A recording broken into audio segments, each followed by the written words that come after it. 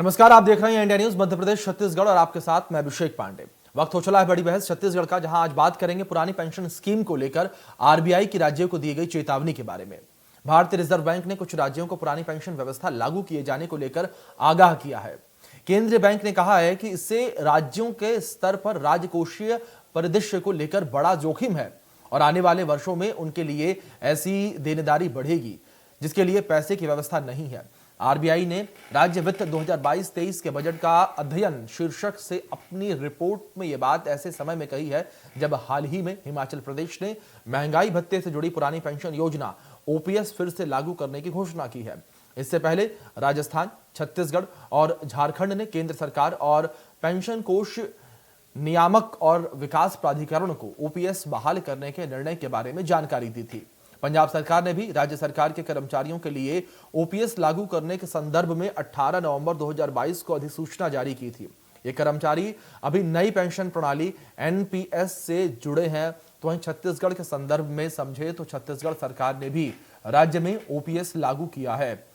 केंद्र ने new pension scheme में जमा छत्तीसगढ़ के 17,240 करोड़ रुपए देने से मना कर दिया है। उन्होंने कहा है कि राज्य इतनी बड़ी रकम अपने बजट से देने के लिए तैयार नहीं है। तो वहीं आरबीआई गवर्नर शक्तिकांत दास राज्यों से उन्होंने कहा है कि जो भी राज्य पुरानी पेंशन स्कीम को लागू करते हैं उन सभी को आने वाले समय में वित्तीय प्रबंधन के खतरे का सामना करना पड़ सकता है। रिजर्व बैंक ने राज्यों की वित्त व्यवस्था पर सालाना रिपोर्ट जारी की गई। रिपोर्ट में बताया है कि कोरोना महामारी के बाद से राज्यों की स्थिति में काफी बदलाव हुआ है, जिसकी वजह से आने वाला समय काफी चिंताजनक हो सकता है। तो जिस तरीके से ये एडवाइजरी जारी की गई है, जिस तरीके से चेतावनी जारी की गई है, आज इसी मुद्दे पर चर्चा करेंगे। लेकिन उससे पहले बीजेपी और कांग्रेस की ओर से क्या कुछ कहना है पूरे मामले पर, वो आपको सुनवा देते हैं।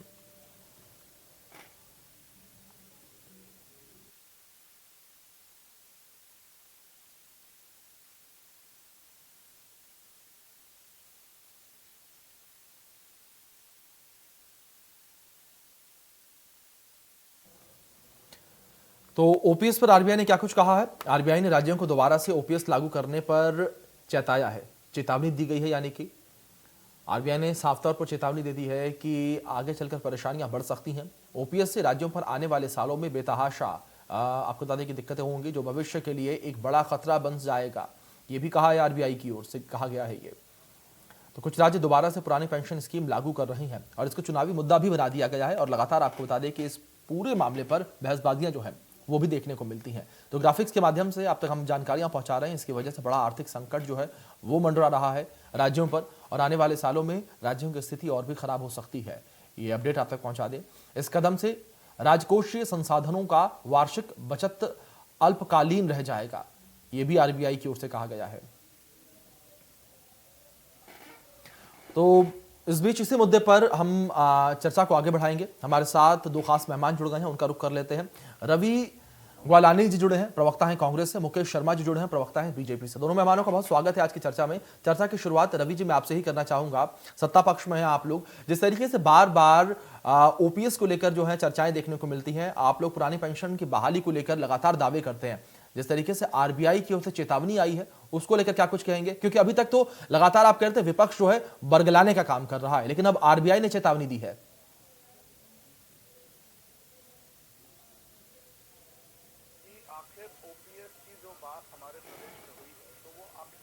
हमारे प्रदेश में नहीं हुई है, मध्य हमारे साथ साथ राजस्थान, झारखंड, पंजाब और हिमाचल प्रदेश, भारतवर्ष के 5 राज्य जहां पर ओल्ड पेंशन स्कीम की बात हो रही है।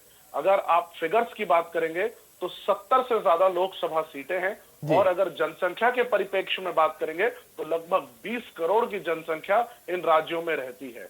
तो जब इतने जगह से ये बात उठ करके आ रही है तो केंद्र सरकार हमको कह देती है हम लागू नहीं करेंगे, हम 17,500 करोड़ रुपए जो कर्मचारियों का है हमारे प्रदेश के परिप्रेक्ष्य में नहीं देंगे। तो हमने वादा किया था कि हम उसको लागू करेंगे, और वादा क्यों किया था उस पर भी मैं बात को आपको ध्यान दिलाना चाहता हूं कि अगर एक आसान बात में समझिए, किसी व्यक्ति की अगर सैलरी रिटायरमेंट के समय 25,000 है तो अगर वो न्यू पेंशन स्कीम में है तो उसको लगभग 24-2500 रुपए उसको रिटायरमेंट के बाद मिलता है। लेकिन अगर आप ओल्ड पेंशन स्कीम में बात करते हैं तो 12,500 रुपए की उसको पेंशन मिलेगी। तो बात आप समझिए, जिस प्रकार से महंगाई बढ़ चुकी है, जिस प्रकार से आज खाद्य पदार्थों की चीजें राइज हो चुकी है, तो हमें ओल्ड पेंशन स्कीम पर जाना पड़ा क्योंकि ये कर्मचारियों की तरफ से डिमांड आ रही थी। नहीं रवि जी डिमांडें तो कई आती हैं, लेकिन ये बात भी होती है ना कि हर बात मान ली नहीं जाती है। सवाल यहाँ पर यही है, आपने जो फैसला लिया, ठीक है, जो फैसला लिया वो अलग बात है, लेकिन बात यहां पर यह है, सवाल मेरा यहां पर यह था कि जो चेतावनी दी गई है आरबीआई की ओर से, जो रिपोर्ट्स आई हैं आरबीआई की ओर से, उसको लेकर अब आप लोगों का क्या रिएक्शन है? मैं उस पर भी आ रहा हूं, देखिए, अगर आज के समय में अगर आप वित्तीय प्रबंधन देखेंगे, केंद्र में जब कांग्रेस की सरकार रहती थी, पूर्व में यूपीए की सरकारें थी और उसके पहले भी जब हमारी सरकारें थी, तो इस तरह की बात और इस तरह का डर और इस तरह का भय कभी नहीं आता था। उस समय भी हमने सरकारें चलाई हैं। आज जीएसटी कलेक्शन 1.5 लाख करोड़ से ज्यादा पर मंथ का आ गया है। इनकम टैक्स का कलेक्शन अगर आप देखेंगे तो वो भी राइज कर गया है। और आज के समय में जब ये कलेक्शन इतने हाई हैं, तो केंद्र सरकार जो है वो एयरपोर्ट बेच देती है, वो रेलवेज बेच रही है, वो धीरे धीरे पोर्ट्स को प्राइवेटाइज कर रही है। एक तरफ तो ये प्राइवेटाइज कर रहे हैं और दूसरा कहते हैं हम मैनेज नहीं कर पा रहे, तो ये कर क्या रहे हैं? इस बीच एक रिएक्शन मुकेश जी कर लेता हूं। ठीक है, बात वही है, घुमा फिरा कर आप लोगों का वही कहना है एक बार फिर से कि केंद्र सरकार की तमाम गलतियां। मुकेश जी, रिएक्शन आपका लूंगा। आरबीआई की ओर से जिस तरीके से रिपोर्ट सामने आई है, जिस तरीके से चेतावनी जारी की गई है, वहीं दूसरी ओर रवि जी को भी आपने सुना, आरोप वही बीजेपी पर, केंद्र सरकार पर। देखिए, ओल्ड पेंशन स्कीम की बात करते, मुझे लगता है ओल्ड पेंशन स्कीम की बात करने के पहले जी इसके तकनीकी पक्ष को लेकर इन्होंने कोई तैयारी की नहीं है जी। अन्यथा इनको फिर क्यों बोलना पड़ता है कि अब केंद्र सरकार ये राशि नहीं दे रही है जी, इसलिए हम ओपीएस लागू नहीं कर पा रहे हैं। यदि आप तकनीकी पक्ष की पूरी तैयारी किए होते तो आप जवाब देने की स्थिति में होते। दूसरी बात, ओल्ड पेंशन स्कीम से किसको लाभ हो रहा है, किसको आप लाभ पहुंचाने चाह रहे हैं, क्या उनकी परेशानी है? तो जरा इनको एक बात और समझ लेनी चाहिए कि यहाँ छत्तीसगढ़ के अंदर में कर्मचारियों की और भी बहुत परेशानी है। 40,000 लोग बैठे हैं, वो सरकार को भैंस बता रहे हैं, बीन बजा रहे हैं जगाने के लिए, खुद कोल्हू के बैल बने हुए हैं। क्यों हो रहा है ये कर्मचारी नहीं है, इनकी हित की बात कौन सोचेगा? और दूसरी बात, ये फाइनेंशियल मैनेजमेंट की बात करता हूँ, वैसे ही छत्तीसगढ़ की अर्थव्यवस्था डूबी हुई है। 55,000 करोड़ रुपया लोन लिए हुए हैं, कहाँ ले जाएंगे छत्तीसगढ़ की अर्थव्यवस्था को? कहाँ पहुंचाना चाहते हैं छत्तीसगढ़ को? सारे विकास काम बंद करके रखे हुए हैं। कहीं ना कहीं इससे छत्तीसगढ़ का अहित कैसे होगा, उसको कैसे ये मैनेज करेंगे, ये बात नहीं बता रहा। और बड़ी बात, आज यदि शक्तिकांता दास जी कहते हैं कि पूरा मैनेजमेंट बिगड़ जाएगा, फाइनेंशियल मैनेजमेंट, तब तो इनको मानना चाहिए कि क्या करने जा रहे हैं। और मैं बताऊं, इनकी मंशा नहीं है ओपीएस देने की, ये कहीं ना कहीं छलावा कर रहे हैं कर्मचारियों के साथ में। ठीक है मुकेश जी, ठीक है, आपकी जो मंशा वाली बात है मुकेश जी ठीक है, आपकी जो मंशा वाली बात है उसी को मैं आगे लेकर जाऊंगा। ठीक है मुकेश जी, ठीक है, सवाल एक बार रवि जी से लेता हूं। मंशा वाली बात को ही मैं आगे लेकर जाता हूं। रवि जी, ये मंशा वाली बातें जो हैं वो लगातार देखने को मिलती हैं, इन्हीं बातों को लेकर आप लोगों को घेरा जाता है। रवि जी, क्या आपको ध्यान है कि ओपीएस बंद कब किया गया था? एक छोटा सवाल मेरा पहले यहां पर। नहीं, मुझे तो ध्यान है। आपका प्रश्न क्या है उसमें आप मैं समझना चाह रहा हूं। ठीक है, हाँ, प्रश्न यहाँ पर ठीक है, आपको ध्यान है। ओपीएस बंद किया गया 2004 में। 2004 में सरकार थी किसकी? कांग्रेस की। बड़ा सवाल बार बार यही उठता है कि जब भारतीय जनता पार्टी सत्ता में आई तब आप लोगों को याद क्यों आया कि ओपीएस जो है वो बेहतर है? इससे पहले क्यों नहीं 2014 तक इस बात को लेकर क्यों नहीं विरोध किया गया, क्यों नहीं प्रदर्शन किया गया, क्यों नहीं सड़कों पर उतरे आप लोग, क्यों नहीं आप लोगों ने लगातार कहा कि यहां पर हनन किया जा रहा है, लोगों का जो कर्मचारी हैं उनके साथ हनन किया जा रहा है?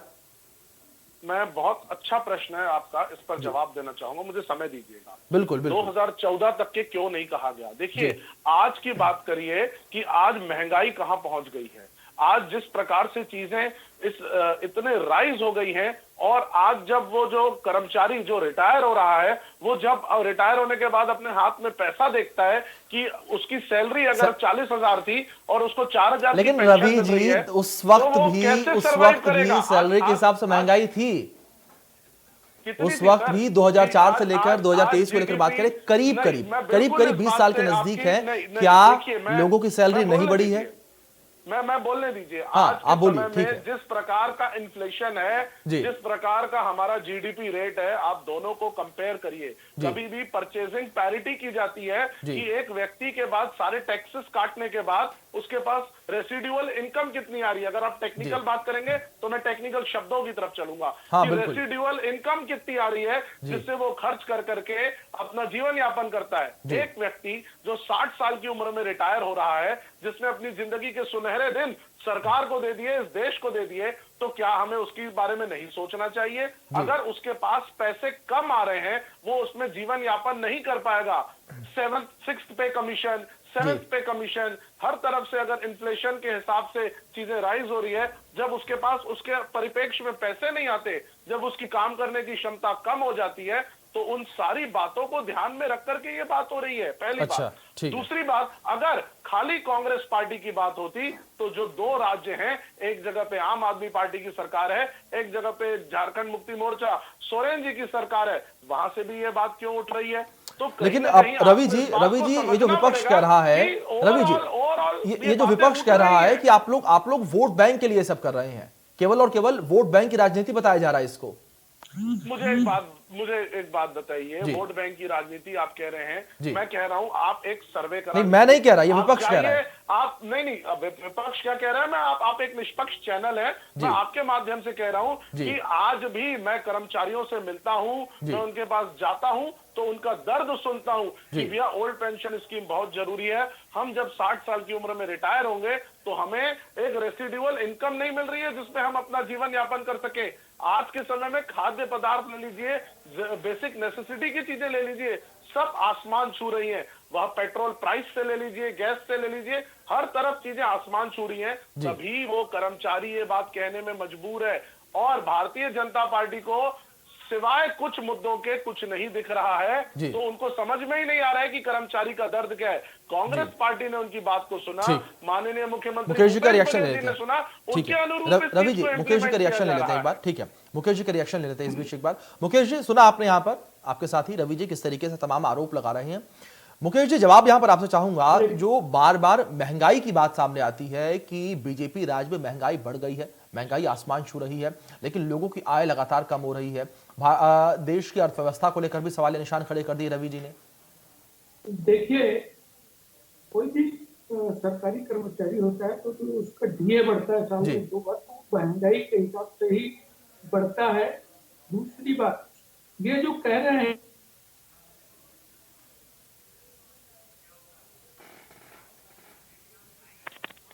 लगता है शायद मुकेश जी की आवाज नहीं आ पा रही है। जी, मुझे आवाज नहीं आ रही है। जी मुकेश जी, कहिए आप। कांग्रेस को अपने हित की चिंता है। वो हर मुद्दे को वोट से जोड़ के देखते हैं, उनका जमीन खिसक रहा है। 2014 में कांग्रेस के 14 राज्यों में सरकार थी, आज कहाँ है? तो इनको अपने हित की चिंता है, कांग्रेस पार्टी की चिंता है। ये हर चीज को वोट के लिए देखते हैं। वास्तव में कर्मचारी हित की बात होती तो मैं आपको बताऊं, अभी 4 महीना पहले मनरेगा के कर्मचारी 400 किलोमीटर पैदल चलकर राजधानी आए, 2.5 महीने तक धरने में बैठे रहे। उनसे कहा गया कि ये कमेटी बन रही है और अब रिपोर्ट आएगा, आज तक उनके साथ कुछ नहीं हुआ।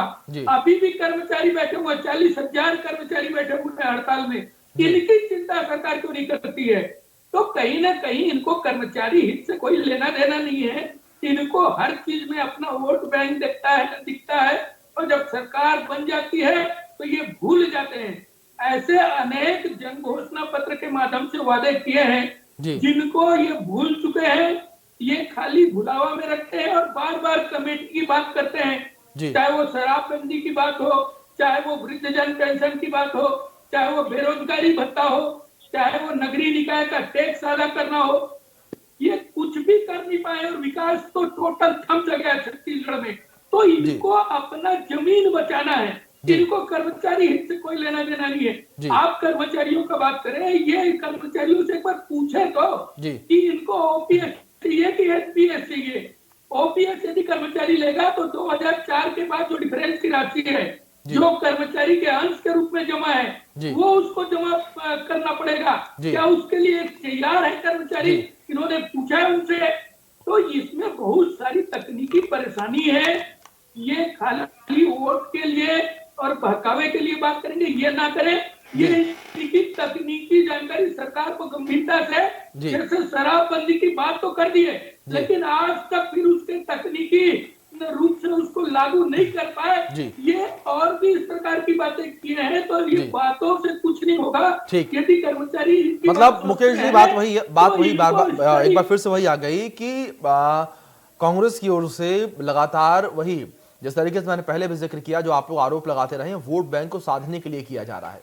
रवि जी आपका रुख करूंगा, जो बार बार टेक्निकल बात जो सामने आ जा रही है कि जो टेक्निटीज हैं इसकी, जो अंदरूनी बातें हैं उसको लेकर विचार नहीं किया गया। आरबीआई ने भी इसी को लेकर जिक्र किया। आरबीआई की ओर से भी यही कहा गया कि आने वाले समय में आर्थिक बोझ प्रदेशों पर बढ़ जाएगा, राजकोष जो है वो खाली हो सकता है। गंभीर बात है, आप समझ सकते हैं रवि जी? मैं जवाब देना चाहूंगा। बिल्कुल। पहले आपके प्रश्न पर आऊंगा, उसके बाद मैं जो शर्मा जी ने बात कही उनका जवाब दूंगा। बिल्कुल। देखिए, आज अगर इस बात पर चर्चा हो रही है, हम भी यही कह रहे हैं कि अगर इतने राज्यों से ये डिमांड आ रही है तो केंद्र सरकार को बैठना चाहिए, केंद्र सरकार को बात करना चाहिए, ना कि एक तरफ से फरमान जारी कर देना चाहिए कि ये नहीं हो सकता।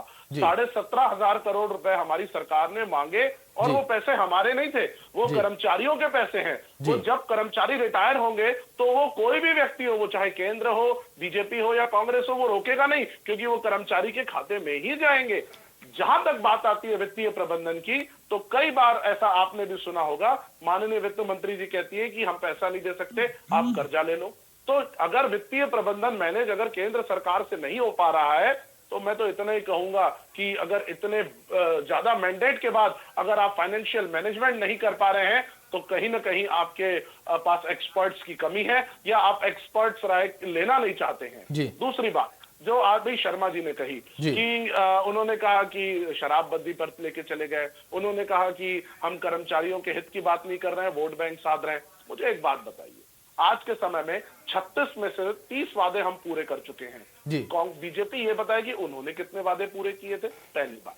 दूसरी बात, वो कह रहे हैं वोट बैंक साध रहे हैं। मुझे इतना बताइए, कर्मचारियों को अगर पैसा ज्यादा मिलेगा, कर्मचारियों को ओपीएस के अंतर्गत पैसे जाएंगे, तो वही लोग तो खुश होंगे ना। अब ये कह रहे हैं कि वो लोग खुश नहीं है। कर्मचारी संघ आकर के माननीय मुख्यमंत्री जी का स्वागत कर रहा है, ये कहते हैं वो लोग खुश नहीं है। तीसरी बात, मैं इनको फाइनेंशियल मैनेजमेंट की बात भी बताता हूं। अगर कर्मचारी के पास पैसा जाएगा तो वो कर्मचारी अगर रिटायर होता है तो वो पैसा खर्च करता है, वो कहीं ना कहीं बैंक में रखेगा, अपने रोजमर्रा की चीजें लेगा, उससे कहीं ना कहीं जीएसटी पर भी असर पड़ेगा, जीएसटी कलेक्शन आपका राइज होगा, इनकम टैक्स राइज होगा, और ओवरऑल अगर आप देखेंगे तो लोगों को रोजगार भी मिलेगा। लेकिन इन सब के बीच रवि जी, लेकिन इन सब के बीच जो एक बात और सामने आती है बार बार, उसमें यह कहा जाता है कि जो ओपीएस की मांग है, जो शोर है, वो केवल और केवल वहीं से सुनाई देता है जहां पर कांग्रेस की सरकार है। चाहे राजस्थान को लेकर बात करें, हिमाचल में भी हमने सुना, छत्तीसगढ़ को लेकर हम चर्चा कर ही रहे हैं।